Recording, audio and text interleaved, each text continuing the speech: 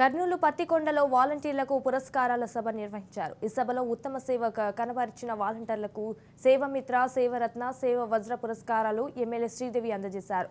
ఈ నేపథ్యంలో 40 years industry అని చెప్పుకునే చంద్రబాబు వాలంటీర్ల పేరు ఎత్తిగానే వణికిపోతున్నారని అన్నారు.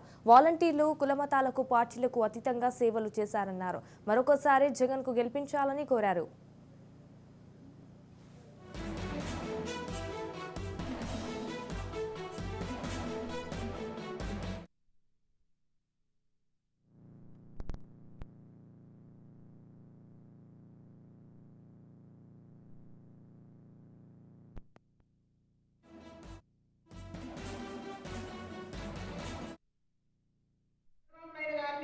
పార్టీ ఇంట్రెస్ట్ అని చెప్పుకుంటున్నా చంద్రబాబు నాయుడు గారిని ఈరోజు ఒక వాలంటీర్స్ ద్వారా చంద్రబాబు నాయుడిని గడగడలాడిస్తున్నాడంటే మరి ఎవరు అదంతా కూడా క్రెడిట్ వాలంటీర్స్ చూసి భయపడుతున్నాడంటే అలా చేశాడు మన జగన్ అన్న.